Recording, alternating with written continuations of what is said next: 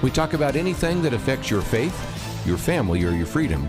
So don't go anywhere, because Point of View starts right now.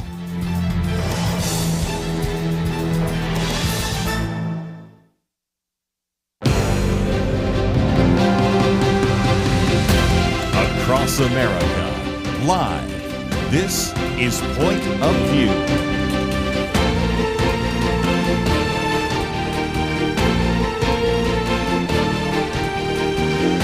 And now, Kerby Anderson. Thank you for joining me. It is the Wednesday edition of Point of View. And as we advertised yesterday, we are going to be talking today about land use in the state of Texas, but it is going to apply to all of you nationwide, because we're going to talk about energy independence. Last time we talked with this guest, we were also talking about what was going on at the border. We'll certainly continue to talk about that as well. And if you find yourself wanting to know a little bit more about the topics, we have posted a couple. First of all, a very good survey that was done of how people's attitudes are about energy independence, and a majority of people want it. We also have an article by our guest, Dawn Buckingham, The Treasure Beneath and Above. So we have lots of material that you can cover in the first hour. Second hour, oh yes, we still have a government shutdown. We have a number of other things we'll be talking about in that second hour, but let me formally introduce somebody who's been on the program with us before, Commissioner Dawn, or Dr. Dawn Buckingham. We have her listed as a surgeon, which she is, as well as the commissioner of the Texas General Land Office. I'll talk more about what that means in just a minute. Her families were some of the first settlers in Texas. She's a seventh-generation Texan. I've had a chance to hear her speak many times as well. Avid hunter, outdoors woman, as well as an individual that was elected to the Texas State Senate from Travis County many years ago, now is the first woman to serve as the commissioner of the General Land Office in the state of Texas. And I might just mention that both her and her husband received their medical degrees from UT Medical Branch in Galveston. She's also a graduate of magna cum laude from the University of Texas at Austin. So, as always, great to have you. First time it was by phone, this time face-to-face. I know. I love being here in person with you in the studio, and thanks for having me on today. And hello to all the listeners and watchers, I guess. Let's, if we can, I'll mention that the General Land Office goes all the way back, if my history is right, to the Republic of Texas, established in 1835, if I got that right. Now, again, just a disclaimer, since people always say I'm so old. No, we were not there at the time when this happened. But nevertheless, that has been around for some time. But really, you're talking about managing land, resources, oil and gas, so much more. Can you explain that for a few minutes? Well, I just hats off to our founding fathers who were so brilliant that Texas, being the only independent country to enter the United States, not a territory like I like to remind all the other states, but we retained our unowned land. So today that's 13 million acres. Makes me, on your behalf, or Texans' behalf, the largest mineral owner in the state, the largest land owner in the state, generating $5 billion for public education in the last 2.5 years alone. So we're a major funder of public education. The Permanent School Fund, which is the oldest, largest sovereign wealth fund for education in the country, is now rounding out pretty close to $60 billion. It makes about $21 million a day in revenue for the school children of Texas. So funding education, stewarding our land, it takes me to every corner of the state, and I just love what I do. You know, one of the things that you and I are aware of is we produce these little booklets, and one is called Energy and the Environment. And I started that one that I wrote a while back about the fact that we are to be fruitful and multiply and have dominion over the earth. So whether you look at this from a Christian point of view, and certainly this program does, or just from a stewardship point of view, how we manage the land is really important. And there has been quite a debate, because the reason I wrote this years ago is, you might remember, there was a thing called the Green New Deal. Mm-hmm. And I can't think of anybody who would probably be more on the opposite side politically from AOC than Dawn Buckingham. But nevertheless, that illustrates the point that there has been a real struggle over the land. I wrote a commentary recently about public lands in the western part of the United States. They've talked about selling it. And so we don't necessarily always think about that. But if we're thinking about it, even from a biblical perspective, that's really important, isn't it? It is. Servant leadership and taking care of what you're given stewardship over is incredibly important. And we do that every day. Everyone asks me, because we do the General Land Office, most people have no idea that we do everything coast. We're wrapping up $14 billion in disaster recovery, $1 billion in flood mitigation projects. We take care of veterans. We have this little thing called the Alamo going on. So many things that we do that I joke that we're the agency that rolls our sleeves up and touches your life in a positive way every day, and you didn't even know that we exist. But when people ask me, what's your plan? The plan is simple. You just take care of who you're supposed to take care of and what you're supposed to take care of, and you do a good job at it. And that's what we strive to do every single day. Let me talk about that relief for just a minute, because that's another aspect that I was going to get to later, but you mentioned it right now. Obviously, we always talk about whether it's the American Red Cross, whether it's Samaritan's Purse, or a variety of others.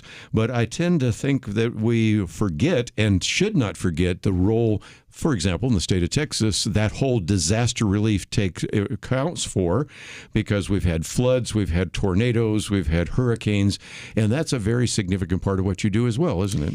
It really is. And of course, the Texas Department of Emergency Management, headed up by Nim Kidd, does the acute response, the early response. And then we kind of pass that baton and we come in and help in the rebuild. Right. And it's really wonderful to be able to put thousands of Texas families back in their homes, to help thousands of small businesses survive whatever has been thrown their way. And so it's just a joy and a pleasure to be able to serve the state like that. But Hurricane Harvey was the largest disaster that our country's ever had to recover from. And from Ike through Harvey, it's about $14 billion in disaster recovery. So we've got a lot going on all over the state. Yes. And again, one of our staff members here actually left here and eventually worked full-time in emergency management. And I have some appreciation for that as well. Well, let's get into this, because first of all, you point out in the article that we've posted, and people might want to read it, because we recognize that not many people probably have a connection to the ntxbook.com, but we have that printed out, and it really is what you call the treasure beneath and above. And if you go to Galveston, and my daughter went there recently, and it turns out that her husband, his name is Lafitte, and so you start out with Jean Lafitte. So obviously they went to the store about the fact that supposedly hid treasure under that. But whether it is the pirate treasure or just the amount of oil and gas, and in a few minutes we'll talk about minerals, that is very significant, and it's a resource that we need to steward well, don't we? Absolutely. And there's some reasons now to have surface as well as the minerals. Of course, we do 13 million acres, but our dry acreage, our dry surface is only about 1 million acres.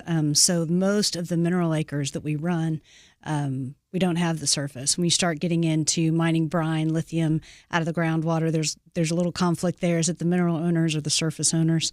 You look at, I mentioned it in the article, you look at this defunct railroad from the 1800s.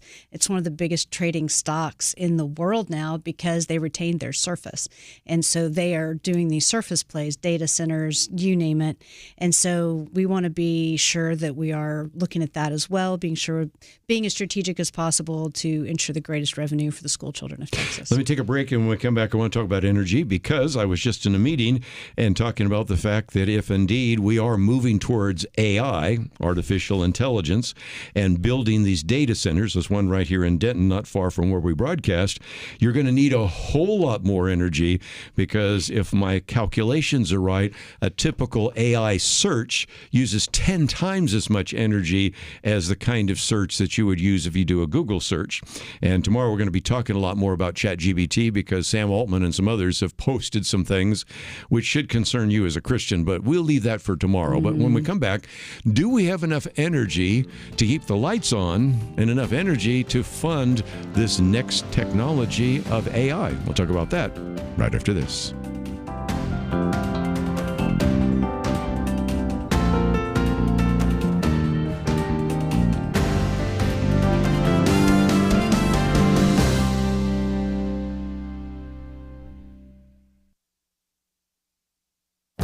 This is Viewpoints with Kerby Anderson.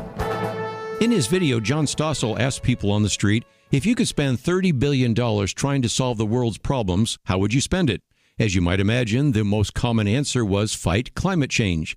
Björn Lomborg of the Copenhagen Consensus Center has much better answers. In the past, we have talked about his several books on the environment and climate change. He says he's not surprised at the answers since we live in a rich world. But when he has put together experts from the UN, NGOs, and the university to address the world's biggest problems, they give very different answers. In his new book, Best Things First, he says that spending $35 billion in the poorest part of the earth could save 4.2 million lives every year. That would include screening for tuberculosis and getting medicine to people who need it. Hundreds of thousands die from malaria. Buying bed nets with insecticides that kill mosquitoes also would save lives. In a speech he gave at the Hillsdale College National Leadership Seminar, he shows a graph of deaths from climate. These climate-related deaths from floods, drought, storms, wildfires, and extreme temperature dropped from 500,000 a year in the 1920s to 11,000 today. A major reason for the decline is the fact that we have become wealthier. We have better technology and better predictive capabilities. His latest writing and speeches are a reminder that we should be thinking smarter about how to spend our scarce economic resources. Thinking smartly also requires a recognition that the earth is not teetering on the edge of an environmental apocalypse. We need to focus on the best things first to make this planet an even better place to live. I'm Kerby Anderson, and that's my point of view. For a free booklet on a biblical view on big data, go to viewpoints.info/data. That's viewpoints.info/data.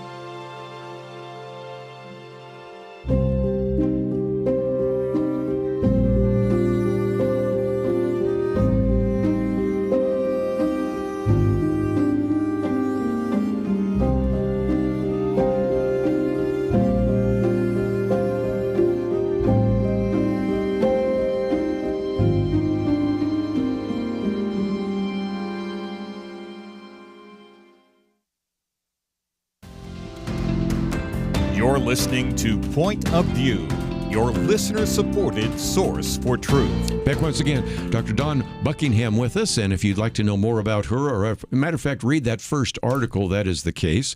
But one of the things that we've posted also is a very good survey that was done. It was posted by our friends at Just of the News. Majority want energy independence.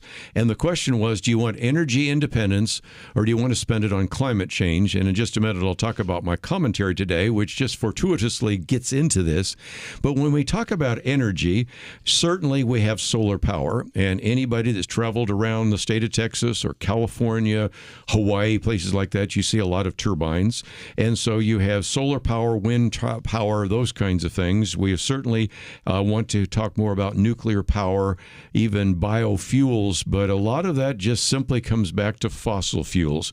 Per cubic centimeter, you have more energy per cubic centimeter than anything else. And certainly the state of Texas, and we off air were just talking about Alaska a minute ago, benefit from having tremendous resources. So how do you in the land office begin to manage all those? Oh, it's just fun because, I joke, if you really want to know me, I was just that hyperactive ADD kid before anybody knew what that was.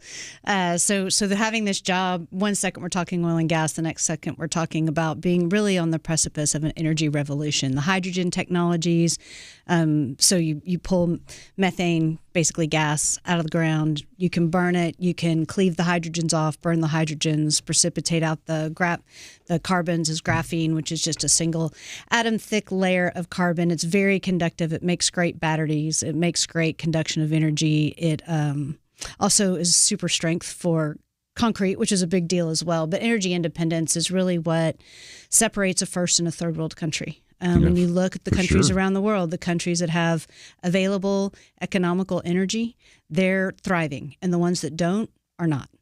And it's that simple. And so being a part of that is really important. And we feel like we have a play in so many. I'm not a big wind and solar fan for a couple of reasons, and we can talk about that whenever. But oil and gas, the hydrogen technologies, and then salt-cooled nuclear is super exciting. So you asked about that. No, you didn't, but I'll tell you anyway. So yeah, let's get into nuclear, because that was my next question probably. After, of course, the obvious one, and as wind and solar are intermittent, we had a problem where we had not enough energy and we froze up the wind turbines. So we can recognize that that's not the best and most reliable source. But one of the things we've talked about more and more is nuclear power. And for the first time, whereas nuclear power was something we didn't want to get around to, recognize if we're going to provide these data centers for AI, we're going to need nuclear power, aren't we? We are, and I'll be honest, I wasn't a fan of traditional nuclear power. When it was developed, they kind of had to go two ways, and it needed to be weaponized and put on a submarine. And my understanding is it's a problem to have molten salt on a submarine. It just melts right through the metal, and I hear that's an issue when you're underwater. Of course, I'm teasing, but yes. When you look at salt-cooled, so the problems with traditional nuclear aren't there with salt. No Chernobyls, you don't get explosions because you just walk away if something gets out of control. The traditional nuclear can only use about 8% of a fuel rod, and then 92% of that rod goes in the ground. Well, with salt-cooled nuclear, you can pull that rod out of the ground and use 98% of it. So we probably we have already enough energy or fuel in the ground to do this for the hundreds of thousands of years, and they're small. They fit in a relatively small space, and they can power the city of Austin. So it's a win-win. We're in a race to figure out who builds the first successful reactor. I think Texas is going to do it. I know a little bit about it because it started in Abilene, actually, with the Next Lab, and that was in my Senate district. So very proud of my Abilene Christian folks who got that off the ground. But I think we're going to get that reactor built, and then I think we'll be seeing them around the state. And I think the biggest issue there is what you were trying to explain is there's two different kinds of nuclear power. And virtually many of those people that were against nuclear power because of 3 Mile Island or Chernobyl or Fukushima, whatever it might be, many of them are kind of passing on. And the younger generation is kind of high tech anyway, so they're a little more sympathetic to it. But it's going to take some education, because the moment you say nuclear power, we know how all the environmental groups, and I love the environmental groups that want to do conservation, but when they're doing things to harm the country, that's the issue. You're recognizing that this is a very different kind of switch from using 8% and losing 92% to using 92% and not using 8%. And I think that's going to be an education issue, isn't it? It is. And so I think it's exciting. It's why I try and speak about it wherever I am, whether they think they're interested or not. But I think we're just really on that precipice of an energy revolution. We need dispatchable energy, as you mentioned. Texas tends to peak when it's hot. The wind does not blow when it's hot. And of course, the sun does not shine 24 hours a day. So those energy forms that aren't dispatchable, just, they're not going to fill our needs. So we really need to think about the base of our grid and increasing just the base supply, like you said, between the thousands of people who move here every day to the increase in data centers. We have big demands, and we need a lot more energy than we have now. And again, the other parts you were making, and I make it in the book, especially when we talk about some of the climate change and Green New Deal, is in a third world country, some of these are more almost like fourth world countries, if your only energy supplies are wood and dung, you're never going to actually get to the 21st century anytime soon. So that is certainly the case. And as you point out, some of the alternative sources of energy can be helpful, but they're just intermittent. But you've got to build an energy or a production plant so that it not only has enough for the day-to-day, but then for the peaks. And those peaks, maybe you can shut down maybe some of the Bitcoin miners and things like that. But apart from that, you've got to build them larger than you really need them. But let's take the other side, because I have listeners in California, and they have faced a few of these blackouts and brownouts. And I was in a meeting again today, and because we got talking about this energy issue because you were going to be on the program, have you bought a generator? And I said, well, I have a neighbor that has one, but he's never used it. But there was a time when we had difficulty producing energy. But for our listeners in other states, that could be a real issue, don't you think? Because you've gone to a national conference on energy interdependence I saw the other day. Yes, I've spoken at several, actually. And it's always fascinating, and I learn a ton. But there is no doubt California has regular brown and blackouts. I mean, it happens very regularly because they don't have enough base power, and they definitely don't have enough when they peak. Right. Same throughout several of the grids around the country. And so Texas is burning and churning, and we do pretty well. You know, we get a major storm in here and there, and we have some hot summers, and we run a little tight. But I think the money that the legislature has allocated for dispatchable energy, I think is going to be great. And so we just need to invest in our energy infrastructure and get that load built so that we can be producing it. And I think it's an exciting time.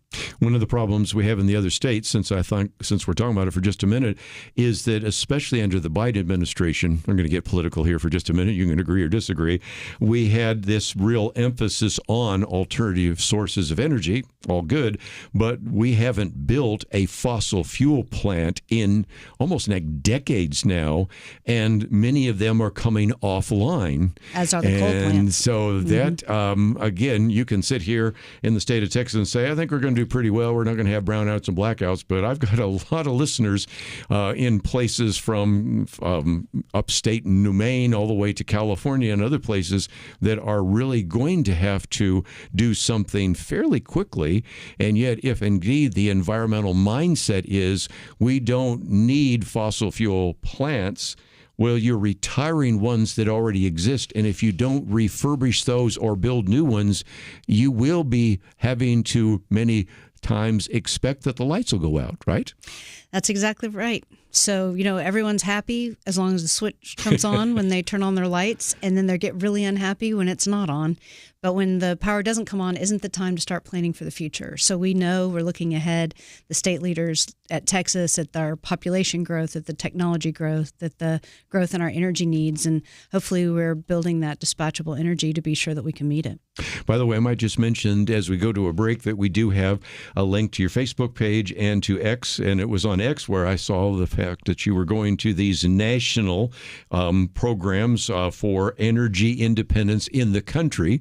Obviously, at the moment, you're focusing on Texas, but I broadcast to many other states that are recognizing that this issue of energy independence is really very key. So when we come back, I thought for just a minute I'll pull something from my commentary today, which has the title Best Solutions for Earth. And I think it underscores again some of those issues. And can you believe it?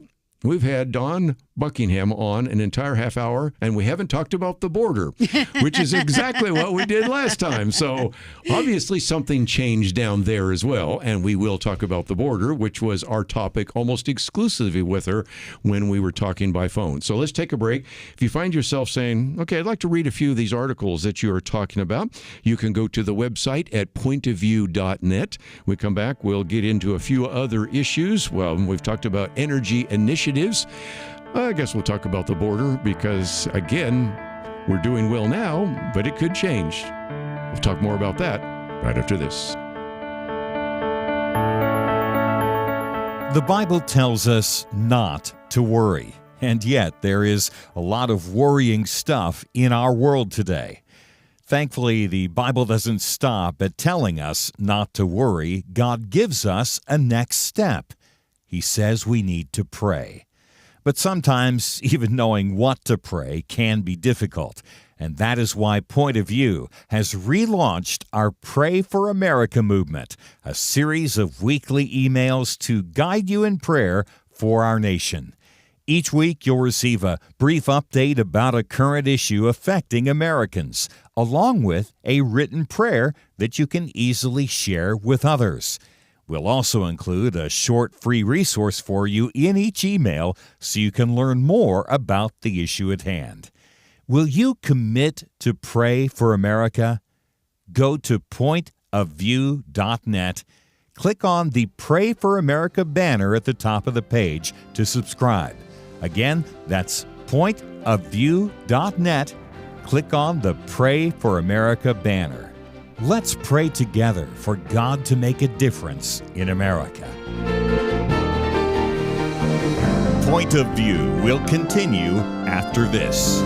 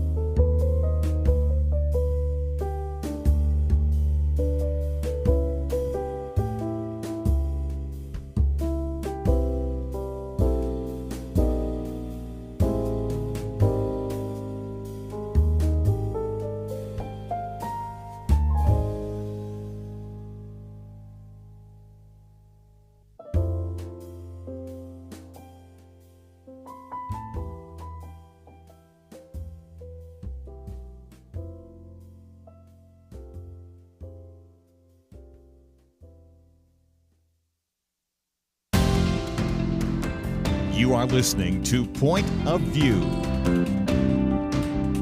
The opinions expressed on Point of View do not necessarily reflect the views of the management or staff of this station.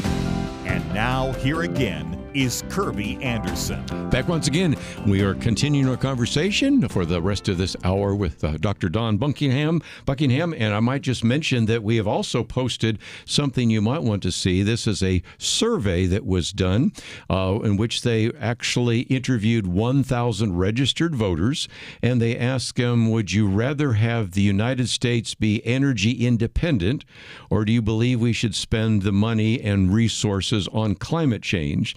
And that particular survey fits very well with my commentary today, because in an earlier video, John Stossel asked people on the street, if you could spend $30 billion trying to solve the world's problems, how would you spend it?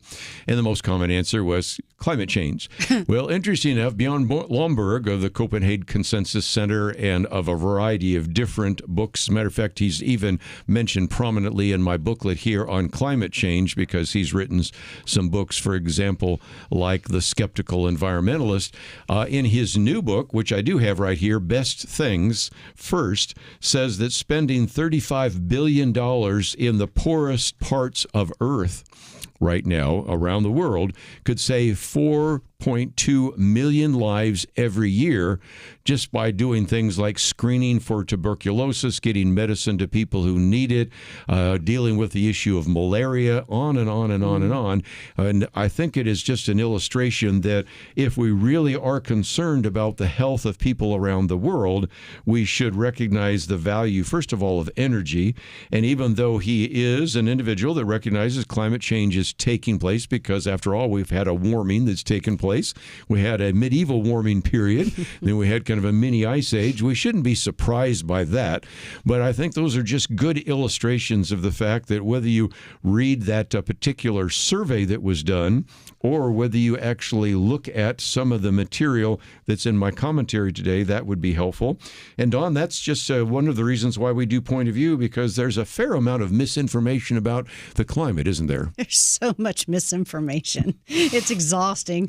And as you mentioned, the climate's been changing for millions and millions of years. So the one blip in time right now that we're seeing so much hullabaloo over. But when you look at the legitimate science, you know, the climate change activists are just wrong. Yep. And so dumping money down those endless holes of buckets that you're never going to fill, because you're never going to fix, you're never going to stop the climate from changing, it doesn't matter what you do, is just really poorly construed, and they need to be putting them in the buckets, like you said. If you want to help people, then help them. If we really want to help the poor, there are some things that we can and should do. Read my commentary today, and of course you can comment on that, as well as if you want to make a comment on some of the articles we've posted, or maybe even interact with Dawn Buckingham on her X or Twitter feeds, or even Facebook feeds, that's the case. But isn't it interesting that I get some of this information from your office? We cover all sorts of things, and I haven't even gotten back to the issue of water and some others, which we'll talk about soon enough.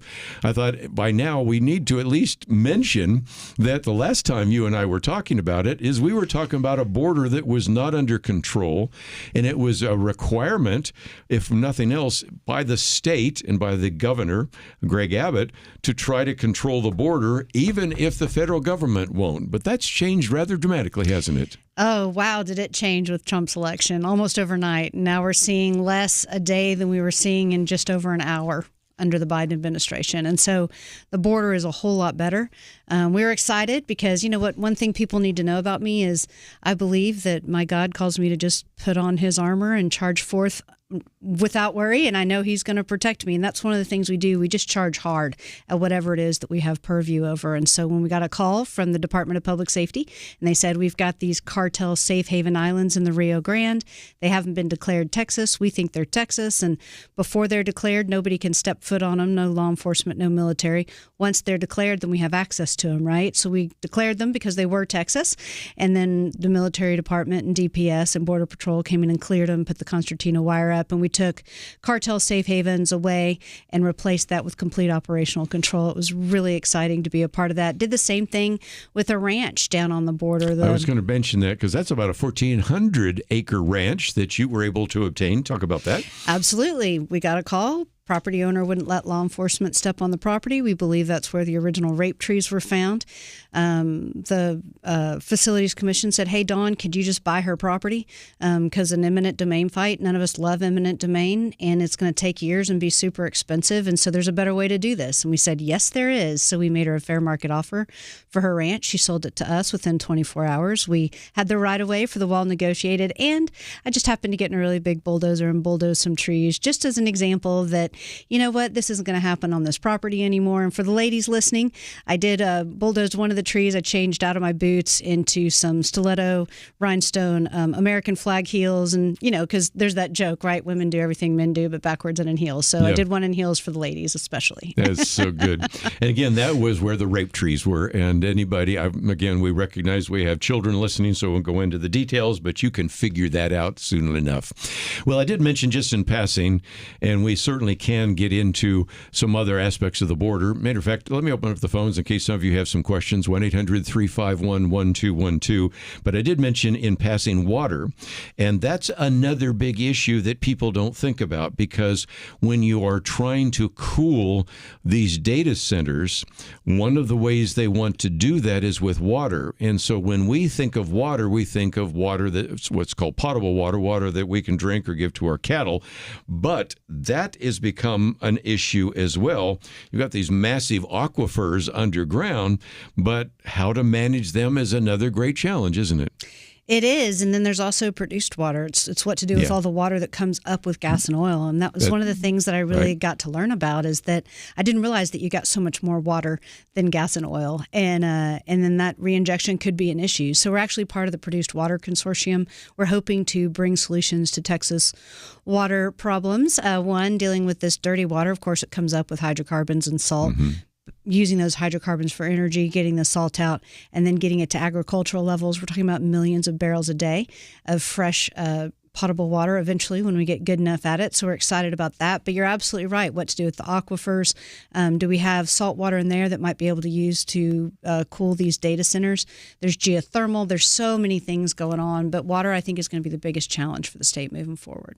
Well, and that brings us to one that was a big controversial issue for Biden, maybe a little less for people now in the state of Pennsylvania, John Fetterman and others, and that's fracking, because that has been, I think, another one of those initiatives which has provided for more energy production. But again, if you don't know all the details, or if you're concerned about what that might require in terms of intervention or might even cause environmental damage, fracking is a word that you don't use in certain mixed companies, right? It is true. It gets a little attention on occasion. But I think what we've shown is that fracking is safe. It might be the reinjection of the produced water that causes the seismic activity, not the fracking itself. And so bringing solutions on that front is really important. So again, a lot of those are water issues that people aren't necessarily thinking about. By now, I'm thinking some people say, I want Dawn's job. She's got just a really, my job's boring. Same thing every day. And it's perfect for somebody that was maybe not diagnosed, but should have been diagnosed as ADD, because you do jump around quite a bit. I do want to also get your thoughts real quickly about the fact that in addition to dealing with the coastline and dealing with, of course, all sorts of trauma, as well as various kinds of environmental issues and dealing with oil and gas and water and even the border, you also use this to fund education. Can we talk about that? We do. We are very excited to have generated $5 billion for the Permanent School Fund of Texas, the oldest and largest sovereign wealth fund for education in the country, at about $60 billion right now. So, but that's fun. And we do it lots of ways. We do it through a ton of agricultural leases. We do it through oil and gas. We do it through, we partner sometimes in real estate endeavors that bring in a lot of revenue. And so I tease a little bit that I'm the unapologetic mama bear to defend the funding for public education. And so we go out and we fight unapologetically for that funding every day and make sure that we're generating as much revenue as possible to fund education. Again, our listeners in Alaska have seen that as well, where the oil and gas provides not only a rebate to some of the individuals, but the funding of education. And I think sometimes the people on the campus that are all upset about energy production don't realize that some of the reasons why they don't have to pay higher tuition is because of some of the oil and gas revenues there as well. Well, we need to take a break. And again, I think you're probably enjoying some of the conversation in an area that you probably have never heard anybody talk about before. And that is because we're talking about what is happening, in this case, in the state of Texas, the General Land Office. But I think these apply very much to some of the lessons that apply to your state and how to really begin to think about applying some of that as well. So we'll come back, just a couple final comments, and then we'll let Dr. Dawn Buckingham go. If you find yourself saying, okay, I'd like to read a few of the articles, you can certainly read her piece here, The Treasure Beneath and Above. We also have that particular survey that was done of the majority saying they want energy independence. Go back with a few final comments right after this.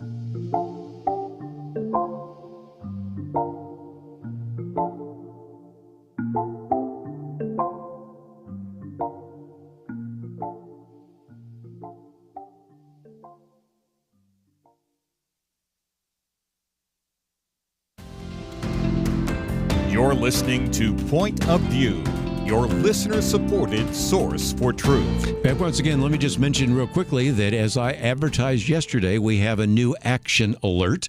And this action alert is for you to contact your members of Congress about a piece of legislation called Prevent Government Shutdowns Act.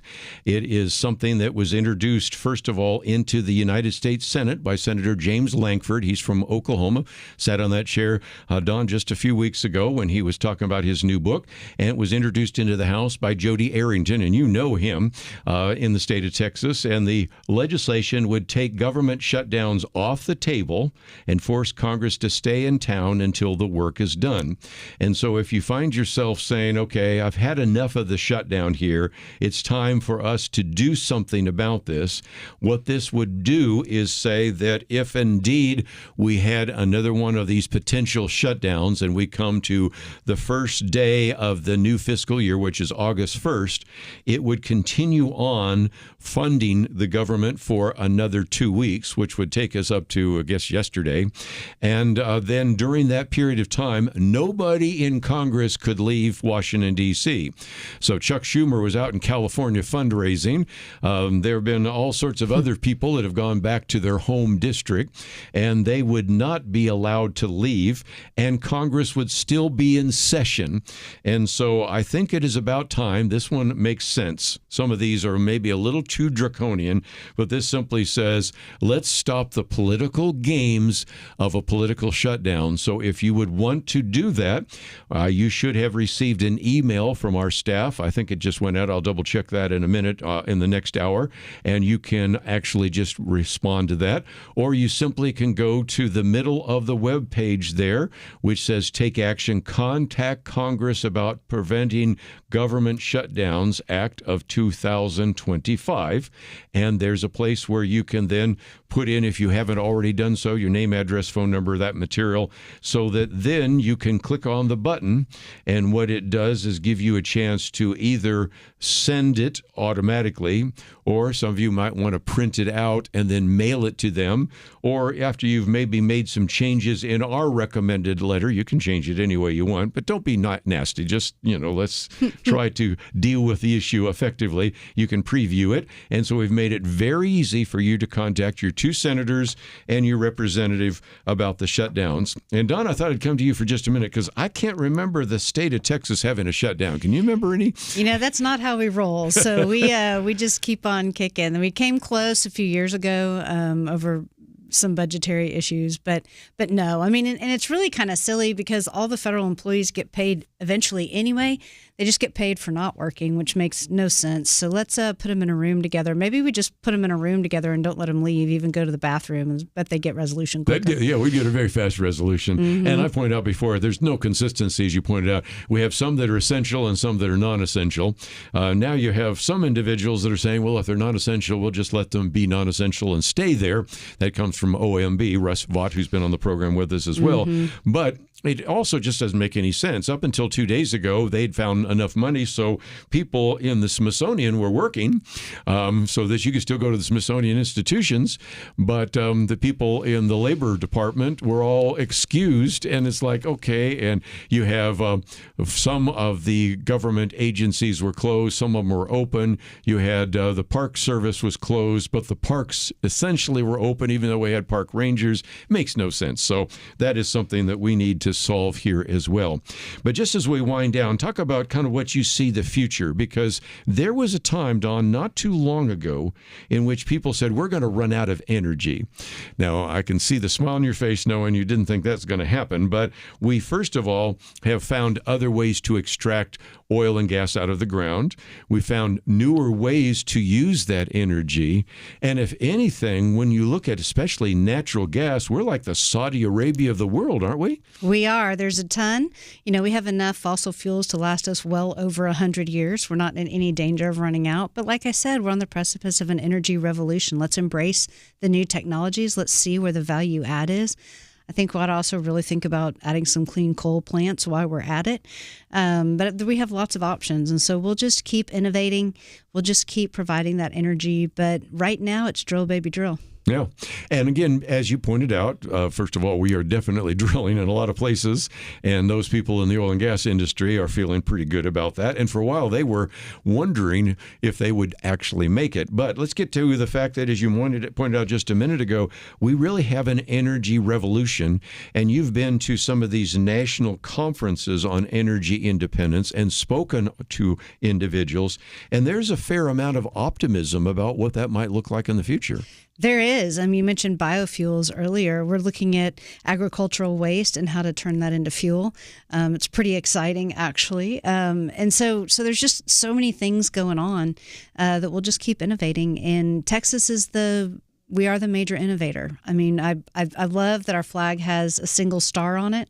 I believe that we are the rising and shining star for our country, and we lead our country, and our country leads the world, which means Texas is leading the world, and our innovation is leading all across the globe. In oil and gas and the energy sectors, our companies go out and drill other places and help other countries with their needs. So we're just going to keep doing it well, and it's an exciting time to be alive. Yes. Well, again, you are certainly serving right now as the first female commissioner of the Texas General Land Office, but I know enough about your political background to know that we might be hearing your name in other positions as well. Is that possible? There's always a lot of speculation about that. Who knows what the future holds? The immediate future is, of course, running for re-election on this ballot.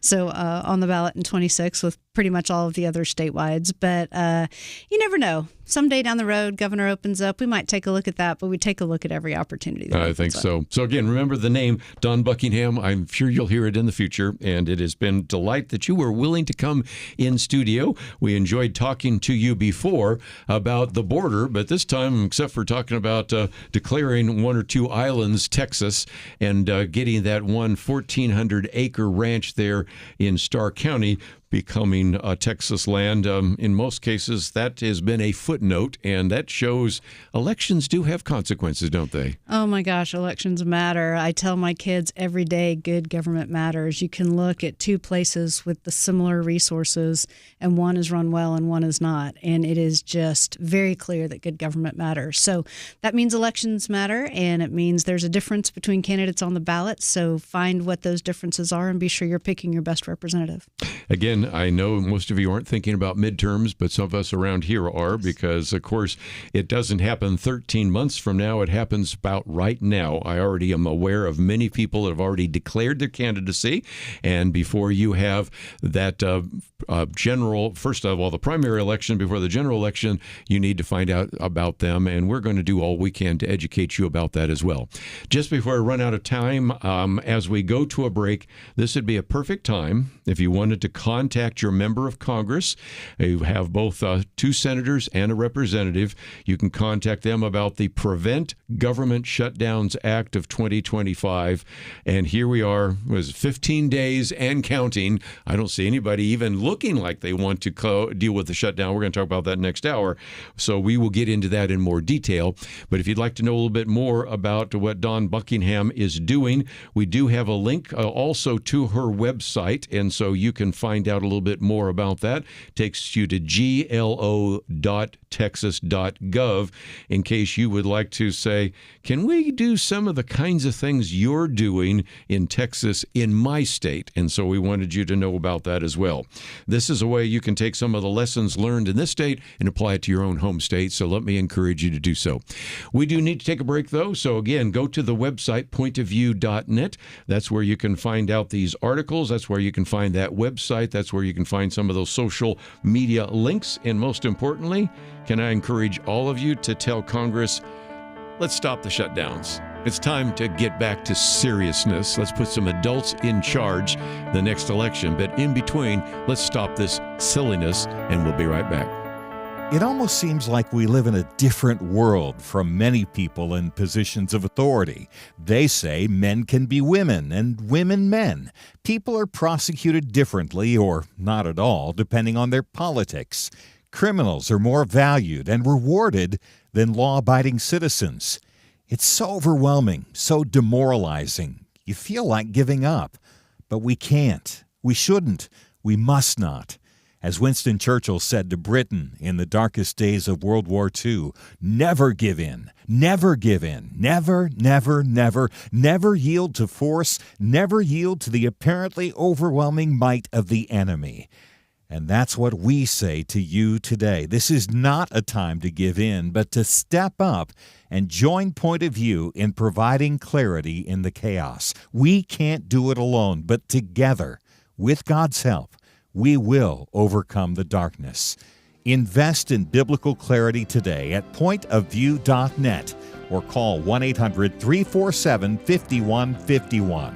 Pointofview.net and 800-347-5151. Point of View will continue after this.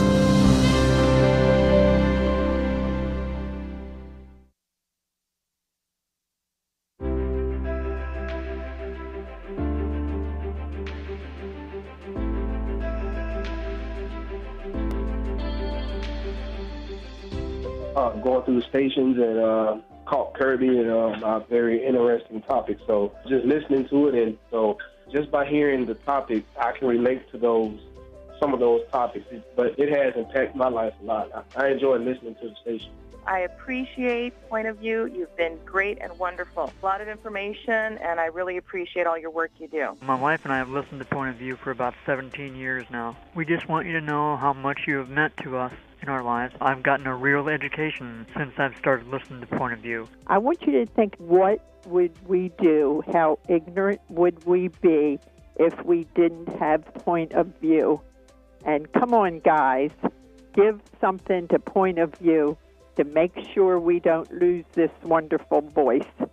And thanks again for what you do. Thank you, Kerby. I consider this my school time, so my 2 hours of school each day. So thank you very much. Point of View Radio Talk Show.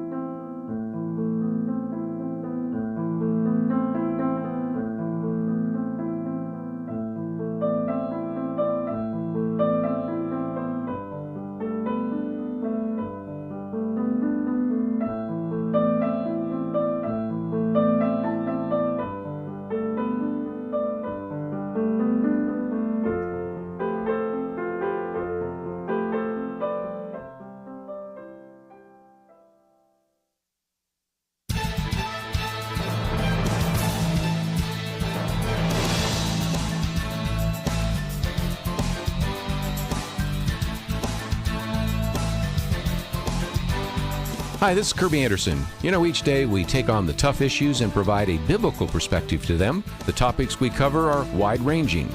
Apologetics, theology, prophecy, creation and evolution, intelligent design, marriage, family, child-rearing, the millennial generation, trends in society, politics, economics, business, religious liberty, the Constitution, public policy, foreign policy, military policy, tensions in the Middle East, abortion, homosexuality, pornography, sexual ethics, media, technology, history, and America's godly heritage.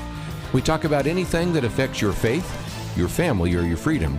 So don't go anywhere, because Point of View continues right now.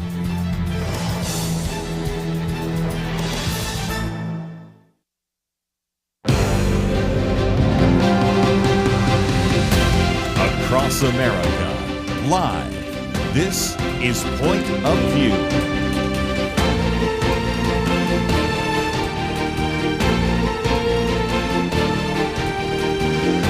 And now, Kerby Anderson. Second hour today, if you'd like to join the conversation, 1-800-351-1212. We have a government shutdown. What are we, in the 15th day now? And I thought for just a minute I would post this piece by Cal Thomas, which has the title Shutdown Explained. And it, again, is one that goes beyond just the issue of the shutdown. But as I mentioned just a few minutes ago when we had Dawn Buckingham in studio, I thought I'd ask her comments about the shutdown, just to watch her roll her eyes and just say, this is amazing that we even are dealing with this. Most states do not, although some have had some real contentious issues, but this is gone too long, and it is going to set a record if there is any willingness on the part of at least some Senate Democrats to do something, because we know what the record is, and it was sent under the Trump administration. This one will be set again under the Trump administration, and there's just been this assumption on the part of a couple of people, Chuck Schumer, that this is working for them. Well, if all you do is go to media outlets that really agree with you, then you can maybe think that you're winning. But right now, as we'll talk about and as we can certainly get into, we do, as we even mentioned yesterday, have the tale of two political parties. And it is really getting to be, I think, some very significant issues to address. So we'll talk about that in due course. But if you just joined us, I did encourage many of you listening to take action, and that is something that we certainly make available, to take action by going to the website, pointofview.net, or responding to the email we sent out, in which we're encouraging you to contact your two senators and your representative about Prevent Government Shutdowns Act of 2025. This seems to be something that would bring at least some pressure on elected representatives, and at the same time stop some of this silliness and the political theater that has happened. And it doesn't matter whether it's implemented by Republicans or Democrats, we need to move on. We are expecting people that we have as our representatives to represent us. That's pretty straightforward. A little bit later, we'll talk about, of course, Charlie Kirk and the award that was awarded to him posthumously yesterday, and Erica Kirk and some of that. But let's stay on the government shutdown for a few more minutes. And Cal Thomas put it this way. He says the partial government shutdown is a pure political act. It has nothing to do with the amount of money government takes from taxpayers, though it does have something to do with how it irresponsibly spends that money. And right now, of course, we're being held hostage, he says, by individuals that want some kind of action on health insurance subsidies, which, by the way, don't expire till December 31st. So let's put that in perspective. The argument is, well, we're going to have a open season pretty soon, an open enrollment situation, but still, I mean, let's be honest. So anyway, in the second and third paragraph, he goes on to say, look, at the heart of this whole narrative is something that was created really by the Democratic Party that extends at least to the administration of Franklin Roosevelt. That is, Roosevelt said that rich people make too much money and people who don't make as much are entitled to some of it. Barack Obama, he says, promoted this narrative when he ran for president. He promised to spread the wealth around, which, by the way, is socialism, he says. Many young people have been indoctrinated into socialism in the public schools and universities, and that's why the leading candidate in New York City is the Democratic Socialist Zohran Mamdani. Well, he goes on to give some history that I had not really heard, but really helpful. President Franklin Roosevelt's expansion of the big government created dependency among the lower and middle classes. We've talked about that before. But he also criticized wealthy people whom he called the economic royalists for hoarding their money. In other words, not giving more of it to the government. By the way, when the government actually prohibited you from collecting gold, they referred to that as hoarding gold, instead of saying, wait a minute, I went out and bought a gold coin and I put it in my pocket, or I put it in my safety deposit box in the bank. That wasn't hoarding. That was just saving for a rainy day. And so this idea of hoarding was something that was implemented early on. And again, this was all what he was saying was stunting economic recovery during the Great Depression. It was not, but nevertheless the case. And even then declared the rich guilty of economic tyranny. So this idea of economic royalist and economic tyranny, that was kind of news for me. In 1935, of course, he signed what was called the wealth tax. We, of course, had the income tax signed in 1913, but that dramatically raised the income tax on high earners, becoming more of a progressive tax instead. And so that was one that garnished as much as 75% of those making more than $1 million and raised estate taxes to 70%, basically to support the New Deal program. He then goes on, that is, Cal Thomas says that the son of Franklin Delano Roosevelt, Elliott, said that FDR weaponized the IRS to go after his political enemies. And Cal Thomas says, sound familiar? Well, again, you can talk about FDR, but let's move on. His successor was President Harry Truman, who then, in a speech in the Democratic National Convention in 1948, and I didn't know this either, Harry Truman said that this year's election was a choice between the common people and the citadel of special privilege and greed. Again, Cal Thomas says, does this sound familiar at all? And he then echoed many of those phrases and talked about fairness and progressivism. And so I thought it was kind of interesting that Cal Thomas, as he winds down his column, said, growing up, I never envied the wealthy. If anything, I wanted to know how they became wealthy so I might learn from their example. But he points out that for decades, Democrats have promoted the unholy trinity of envy, greed, and entitlement. Let's talk about that for just a minute. Envy. It's one of the 7 deadly sins. I actually put together a sermon years ago on a biblical point of view on envy, because, after all, that seems to be something we get talking about so often. You could also say a biblical point of view on, maybe the 10th commandment, thou shalt not covet. And it does seem to me that there are some very important lessons. So again, for those of you saying we should help the poor, well, Cal Thomas talks about that. He says people who are poor through no fault of their own should be helped, but the goal should not be to sustain them in poverty, that they will always vote for Democrats. The goal should help them escape poverty and become independent. And so he says that's really what's behind this government shutdown. As we've said before, we want to give people a hand up. We don't want to give them a hand out. Scott Turner, who is the Secretary of Housing and Urban Development, said, again, welfare should be like a trampoline where you bounce up, which I thought was a great illustration, rather than a set of chains that lock you down. And so, again, if we really are serious about dealing with some of the very vexing issues in our economy, and there are many, Dawn Buckingham and I off air were talking about quite a number of those, which aren't necessarily within her policy sphere. They might be if she becomes next governor or something like that. Don't know if that's the case. But nevertheless, these are some issues that we have and will continue to talk about here on Point of View. As a matter of fact, our December issue of Outlook addresses it in some detail. But let's take a break. Government shutdown still continuing. We'll be right back.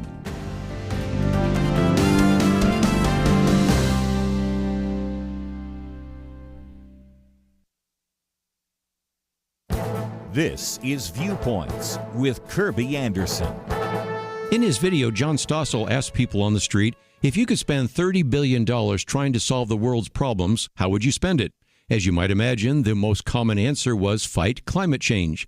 Björn Lomborg of the Copenhagen Consensus Center has much better answers. In the past, we have talked about his several books on the environment and climate change. He says he's not surprised at the answers since we live in a rich world. But when he has put together experts from the UN, NGOs, and the university to address the world's biggest problems, they give very different answers. In his new book, Best Things First, he says that spending $35 billion in the poorest part of the earth could save 4.2 million lives every year. That would include screening for tuberculosis and getting medicine to people who need it. Hundreds of thousands die from malaria. Buying bed nets with insecticides that kill mosquitoes also would save lives. In a speech he gave at the Hillsdale College National Leadership Seminar, he shows a graph of death from climate. These climate-related deaths from floods, drought, storms, wildfires, and extreme temperature dropped from 500,000 a year in the 1920s to 11,000 today. A major reason for the decline is the fact that we have become wealthier. We have better technology and better predictive capabilities. His latest writing and speeches are a reminder that we should be thinking smarter about how to spend our scarce economic resources. Thinking smartly also requires a recognition that the earth is not teetering on the edge of an environmental apocalypse. We need to focus on the best things first to make this planet an even better place to live.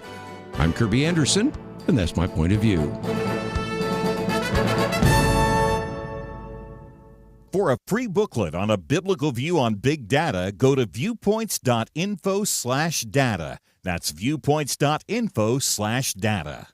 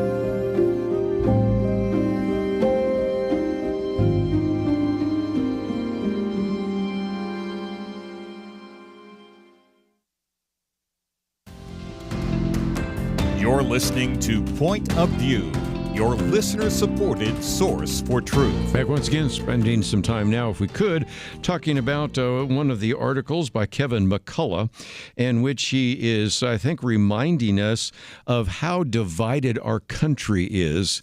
And I'm not sure we heal the division anytime soon, because he was simply, as a talk show host, going about his day. But oftentimes when something happens, there's a real opportunity to maybe focus on how this could be used in a commentary or a column.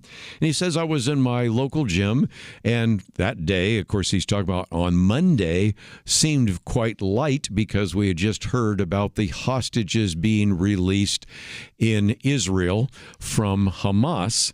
And so he's living in New York City, kind of in the tri-state area. And he said when you go to the gym, one of the individuals there, Esther, who is an Orthodox Jew, was, of course, doing a class and was very cheerful, as you might imagine. And as a matter of fact, as he came to see what was happening, Avi and Betsy, along with Esther, were actually laughing between burpees, and the smiles were everywhere. And there was a very good reason for that, and that is because the hostages, he says, the hostages were home.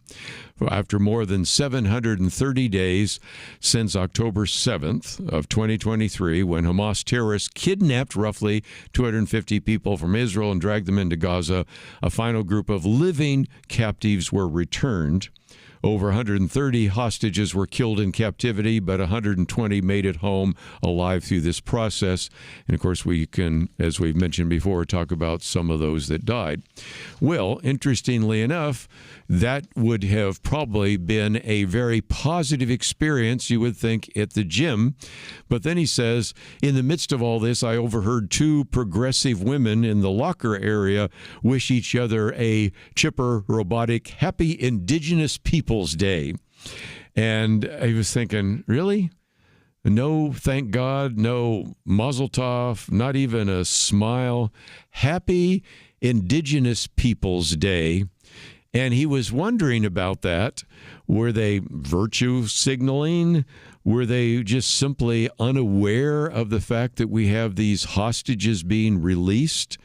Did they mean it, he says, as a passive-aggressive swipe at Jewish people who were celebrating maybe one of the happiest days in recent memory for Israel? Or he says, or were they just blinded by woke delusion? They believe it's better to celebrate what happened with Indians than the United States. And of course, then he gets into Christopher Columbus. And I did not know that, but Kevin McCullough, who actually has more of like a Scottish name, apparently is married to a woman who is Italian. And they still would like to celebrate Christopher Columbus, and goes through this pretty long piece, interestingly enough, about all the things that Columbus didn't do that are alleged to have done, and reminding you of what the pre-Columbian world looked like, whether it was Aztecs killing tens of thousands of captives, the Comanches torturing rival tribes, whether it is in some respects all sorts of things that even there you had Africans brought here in slavery even before even Americans were here. I mean, just a lot of things that were happening at the time. And he talks about the fact that, of course, we have reasons to be concerned about the Indian Wars and some of those things that we have obviously talked about in terms of the dark chapters of American history. But he goes on to say, look, history is messy, yes, but civilization came from God of the Bible and from the Torah, from the Psalms, from the prophets, ultimately the teaching of the Messiah. And again, he recognizes that we could have at least on Monday in the gymnasium and other places celebrated what other Jewish people were celebrating. And in most cases, you already started seeing very critical comments showing up on X. You had many of the Democratic leaders that could not even congratulate Donald Trump. But again, let's give credit to Bill Clinton and Hillary Clinton. But they're the exception which proves the rule, is at least one of my lines. But then he just goes on to talk about the fact that really, if you want to be fair, let's recognize that the Western civilization that you are enjoying really in a lot of cases comes out of biblical ideas. And again, he talks about how we have everything from science to history and the ideas of compassion and education. A lot of those come from biblical ideas. So he says that's why I'm so concerned about this obsession with tearing down Columbus Day, tearing down Mount Rushmore, tearing down the statues of missionaries, even tearing down the Ten Commandments. And he says it's not about justice.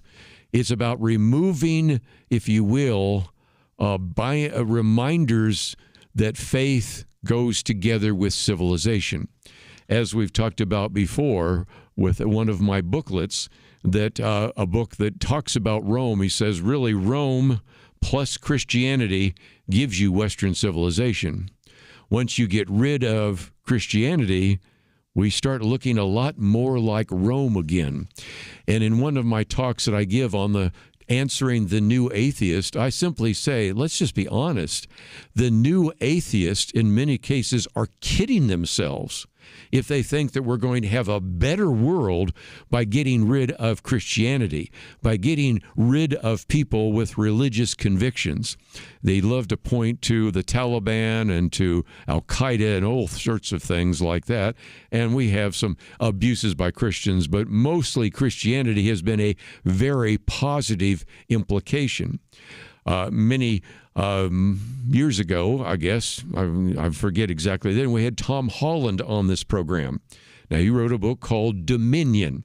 Now, at the time, Tom Holland was a non-Christian, but was honest enough in his book, and I still have it on my shelf, to say that really Christianity has contributed so much positively to our society. I found out more recently that Tom Holland has become a Christian. And of course, we've had other people on the program that started out as secular-minded individuals who've become Christians. But he says, again, we live in this world where we just simply don't even think about what's happening to individuals that are living under very secular regimes. He says, for example, they turn the blind eye to the millions slaughtered by communism, the Uyghur genocide in China, even the Hamas human shield barbarity.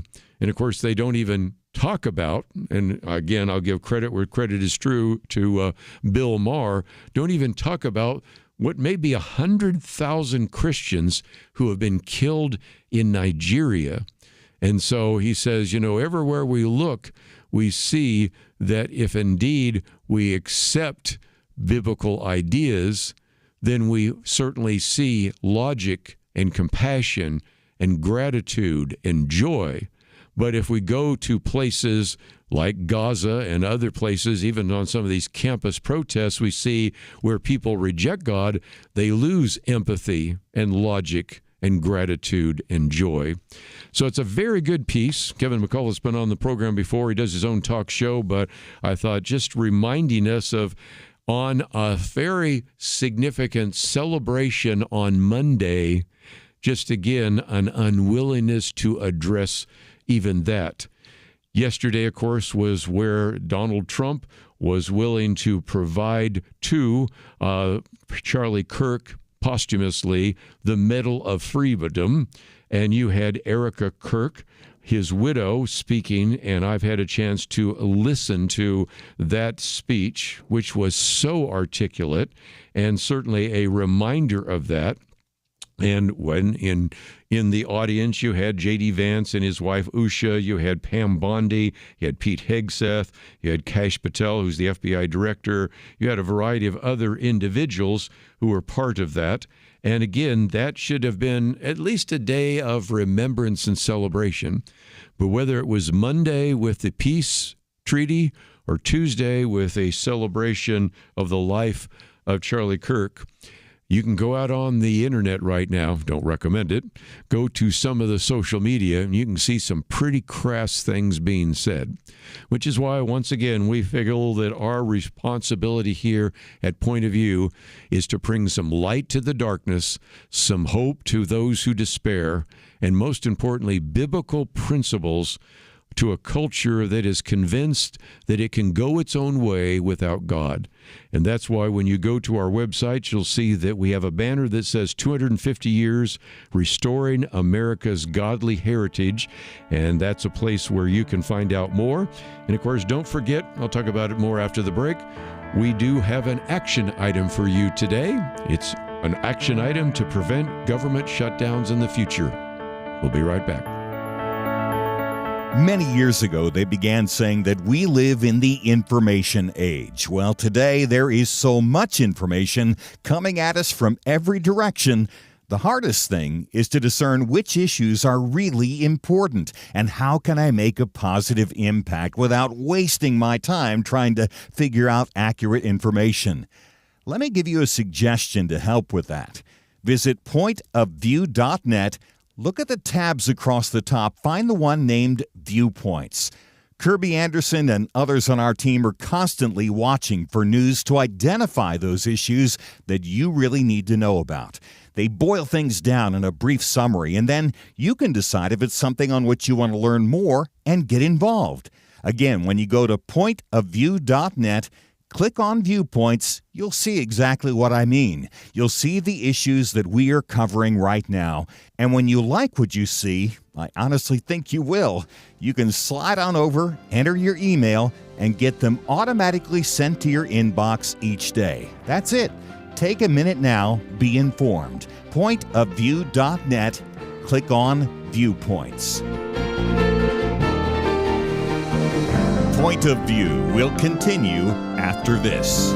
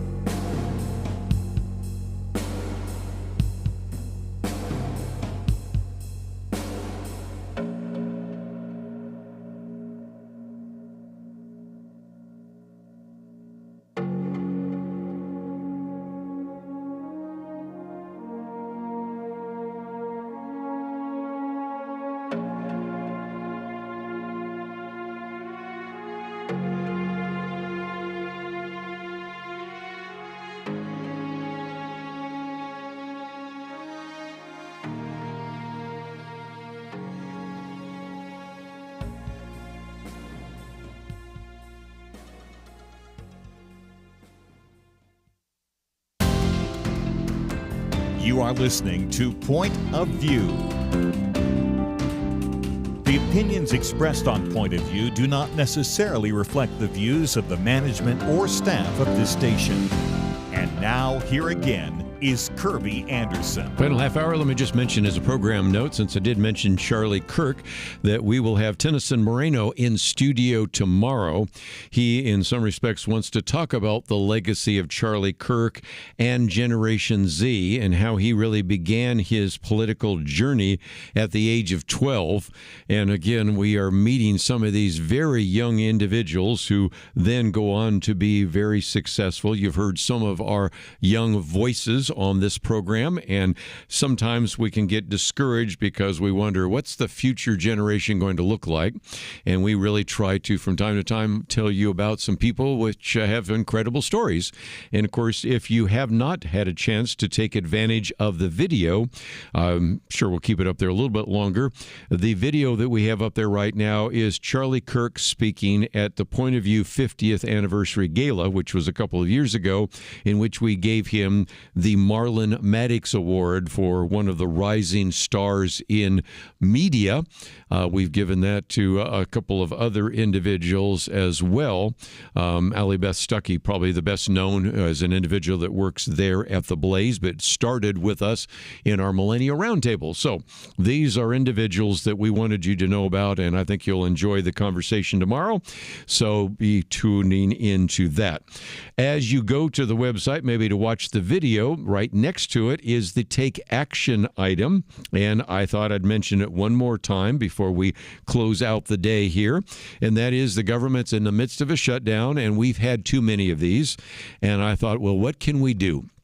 Well, the good news is there's a piece of legislation that Representative Jody Arrington, a Republican from the state of Texas, who has introduced that into the House, and Senator James Langford, who is a Republican from Oklahoma, has been on the program. Matter of fact, both of them been on the program with us, with certainly James Langford in studio just recently, Jody Arrington by phone, and they have introduced a bill that would keep the government running for 2 weeks after funding lapses, but then would restrict Congress from traveling and from keeping, and would have to keep Congress in session until appropriations are passed. It's a push that I think is not too draconian, but certainly enough to make it uncomfortable for some members of Congress, so that they would do their job. And I think it's about time to ask representatives to represent us. And whether it is Republicans that have been manipulating this or Democrats, I think we as a population should stand up and say, enough of this, and we need to move on. And so, again, there's no consistency. As I mentioned before, up until a few days ago, you still had everybody at the Smithsonian Institution working because they'd found funding for that, but nearly all the workers of the Equal Employment Opportunity Commission were furloughed. The U.S. Capitol Visitor Center was closed. National parks were open, well, at least partially open. And then, again, you have some that are essential workers that have to work, but they aren't getting paid. Non-essential workers are at home. They're not getting paid either, but eventually everybody gets paid, but some had to work and some got a break, and that makes no sense at all. And more importantly, some of the reason for the shutdown is because we need to keep funding Social Security and Medicare and Medicaid. Well, we do that through some very creative accounting, I might mention, but nevertheless, we still do that. And yet it's those entitlement programs are the reason we keep running up the national debt. And the other programs that get shut down are the ones that are actually within budget. We actually, again, bring in about $6 trillion in taxes every year. Used to be $5 trillion. And by the way, the budget before Joe Biden took over was $5 trillion a year. But now it's almost $8 trillion a year. What happened in those 4 years under Joe Biden? Well, I don't know. I'm sure it's just coincidence, but it illustrates the point. And that's why I think it is time to, first of all, ask government to balance its budget. Never going to happen anytime soon, sorry to say. So at least let's stop having the insanity of these shutdowns and at least make government employees work for us and make representatives represent us. And so, again, just simply go to the website, pointofview.net, scroll down a little bit to Take Action. Click on that button that says Take Action, and there's a button that once you look at that letter, maybe make any modifications, you can send it to your 2 senators and representative, and that is the case. If you receive an email from us, you probably will be able to just click on that as well. Let me talk about Antifa for a few minutes. One, because Jonathan Turley, who again is a Democrat, a liberal, a professor of law at George Washington University, is really upset about the people that deny the existence of Antifa. So that's our first article by Jonathan Turley. The second one is, and I'll put them together, by Amy Curtis, reminding us that Jimmy Kimmel, you remember him, has been denying that Antifa actually exists. And so Jonathan Turley starts out with this. Roughly 70 years ago, FBI Director J. Edgar Hoover famously declared there is no organized crime in America. Hoover's stubborn denial of the existence of the mafia continued despite ample evidence to the contrary, from arrest to congressional testimony. He says many today seem to be adopting a Hoover-esque willful blindness about another violent group that is known as Antifa. He mentions, and these are people that are very prominent, Representative Dan Goldman, a Democrat from New York, seemed to morph into Hoover before our eyes, in which he challenged anyone to name one member of Antifa. We will in just a minute, but we'll leave that there for a minute. You might remember the former House Judiciary Chair, Gerald Nadler, a Democrat from New York also, widely was ridiculed for denying the existence of Antifa. But then he points out that others have joined, including late-night host Jimmy Kimmel. I'll come back to that in just a minute.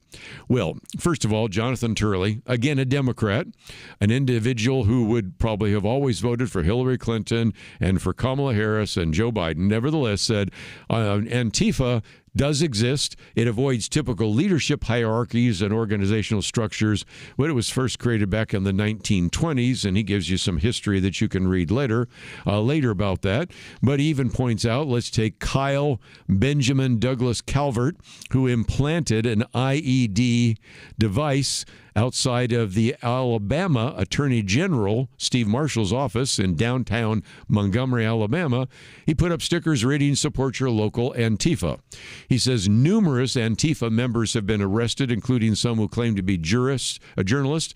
You can then go and follow, by the way, all the links through this very well-written article.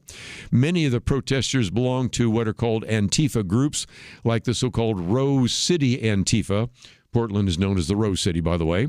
Then you have the Rutgers professor Mark Bray's book, which is called Antifa, the Anti-Fascist Handbook, called by some as the Antifa Bible, that explains that the group is united in its opposition to free speech.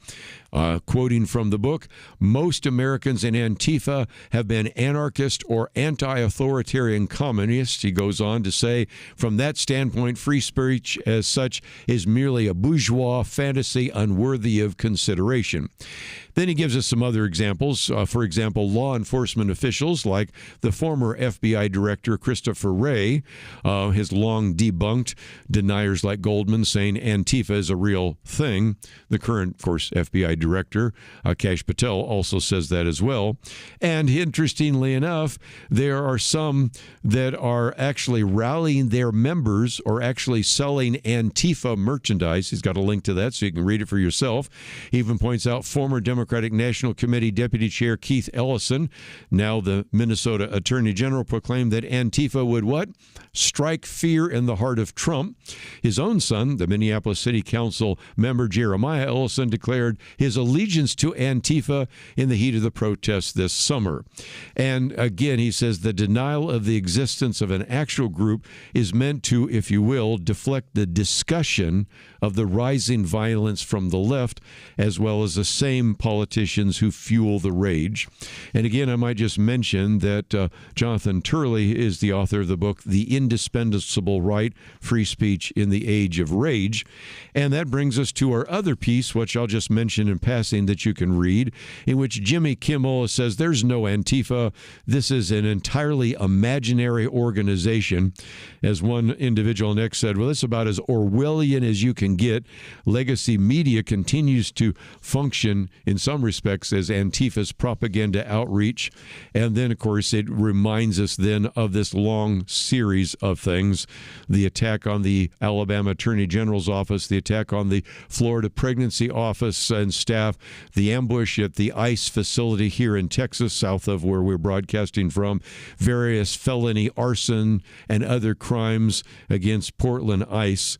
And then the fact checker at one point on the Oregonian said, there have been no bombs dropped in Portland or exploded in Portland in recent memory.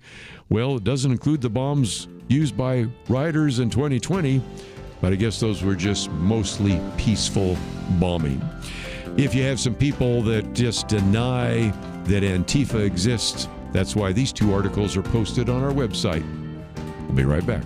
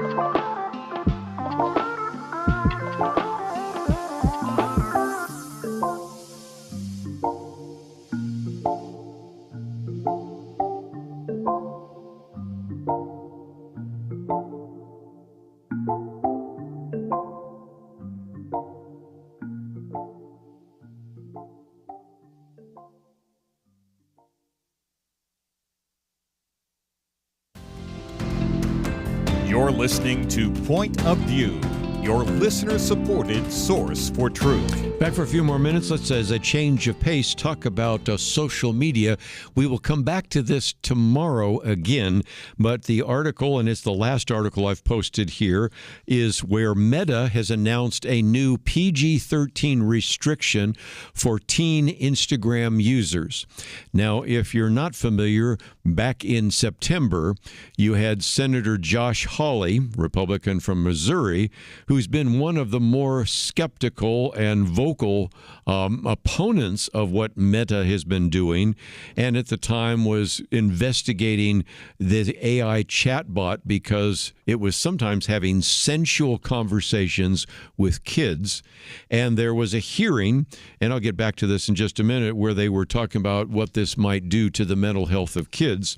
So you do have Meta's CEO Mark Zuckerberg now announcing that they will actually have PG-13 content guidance as their default setting. And again, the teens will not be able to opt out without permission from a parent. That's probably going to get some pushback, but it makes a great deal of sense.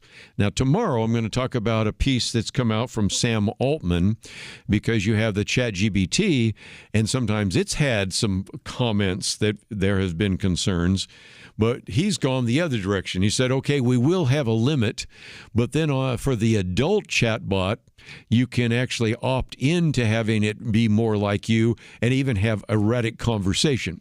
And I'm sitting here saying, as we just had a conversation with Dawn Buckingham, we are, trying to build nuclear power plants, provide more data centers so that AI can have sexting talks with adults? Tell me that's not true. So we're going to get into some of that tomorrow.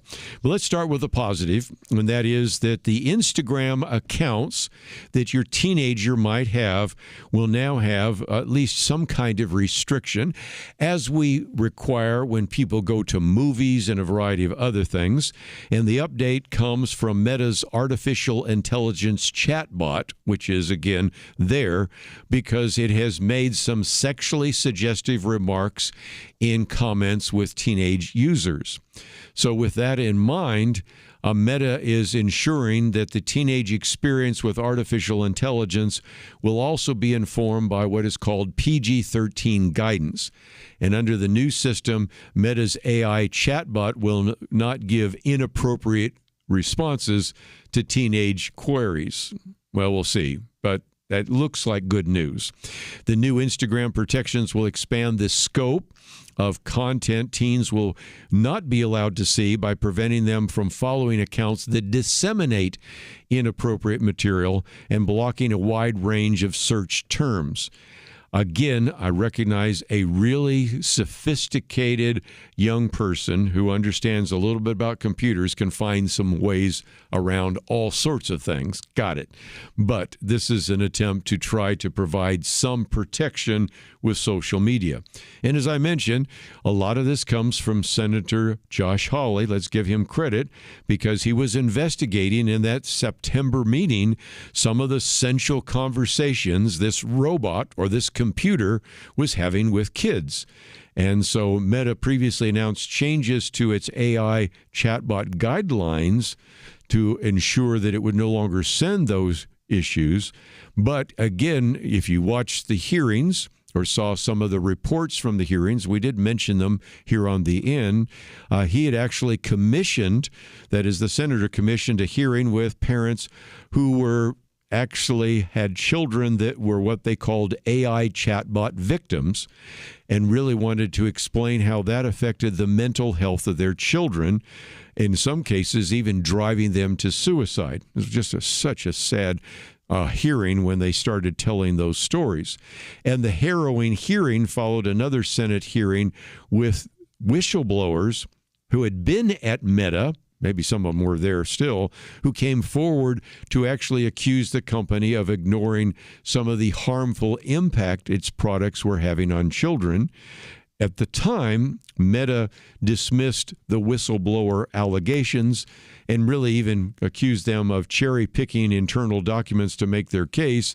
But now we can see that maybe they have, if they didn't see the light, they're feeling the heat. By the way, there was a poll, and this is in the article too, if you'd like to use this in some commentary or maybe post this whole article on your Facebook or on X or Instagram, wherever you might want to post it. And this poll was commissioned by Meta that found, interestingly enough, 95% of teen parents think the enhanced restrictions will be helpful, and 90% believe it will make it easier for them to understand the types of content their children are seeing on Instagram. By the way, the same survey found that 96% of parents appreciated the limited content option that gave even greater parental control. So we're going to see some pushback. You know that's going to be the case. But let's just recognize if this poll is even close, we're hearing from the 5% or the 4% that might have not agreed with that poll. So we will see where that takes us. And tomorrow we'll get into a little bit more of some of the social media issues, because as we are seeing, when we just allow anybody to go on social media, the impact it has on body image, the increased number of individuals, especially young girls, who on body image are then anorexic or bulimic or things of that nature. We've talked about the impact of social media on sexual orientation, on gender issues, and the number of individuals that have claimed to be trans simply because they have heard about that on social media, and some of that is social contagion. This is maybe a good first step. I think there are more steps that need to be taken, but okay, that's great to have a first step. So again, you can find out a little bit more by going to the website. Might mention real quickly, as I did in the first hour when Dawn Buckingham was with us, that my commentary is talking about best solutions for Earth. I talk about this video, and we have a link so you can watch it for yourself, with John Stossel, and he talks with Bjorn Lomborg, who is an environmentalist, but has also said, look, if we had $35 billion, instead of trying to address climate change, which would have virtually no impact, and we've talked about why that would be the case, if you spent that same amount on things like screening for tuberculosis, getting medicine to people that need that medicine, to deal with the issue of malaria by buying nets and killing mosquitoes and all that. He does, again, reminds us that in a speech he gave, the deaths from climate, and if you go to our website right now, you can see that graph, from floods, drought, storms, wildfires, extreme temperatures have dropped precipitously over time. So we aren't facing the kind of climate catastrophe that some of the people engaging in hyperbole are actually using. The facts go entirely to a different direction. And so we have a link to John Stossel's video. We have a link to his book, which I just held up a minute ago, Best Things First. We also have a link to the speech he gave to the Hillsdale College National Leadership Seminar. So you can read it for yourself. Just because I say it, just because Bjorn Lomborg says it, just because John Stossel says it, check it out for yourself. We encourage you to find those articles, including many of the others we've posted today, at pointofview.net. Again, I would encourage you to maybe even send some of the material from Dawn Buckingham to other people that maybe need to know about some of the issues of land use and the environment, and certainly we can be a service to you in that regard. As always, I want to thank Megan for her help engineering the program today. Certainly want to thank Steve for producing the program. Visit the website. You might even consider clicking on that button that says Donate Now. We would certainly appreciate your financial support. We look forward to seeing you tomorrow right here on Point of View. At Point of View, we believe there is power in prayer, and that is why we have relaunched our Pray for America campaign, a series of weekly emails to unite Americans in prayer for our nation. Imagine if hundreds of thousands of Americans started praying intentionally together on a weekly basis. You can help make that a reality by subscribing to our Pray for America emails.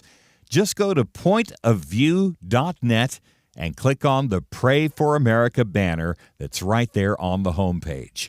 Each week you'll receive a brief news update, a specific prayer guide, and a free resource to equip you in further action. We encourage you to not only pray with us each week, but to share these prayers and the resources with others in your life. Join the movement today. Visit pointofview.net and click on the banner Pray for America right there at the top. That's pointofview.net. Let's pray together for God to make a difference in our land. Point of View is produced by Point of View Ministries.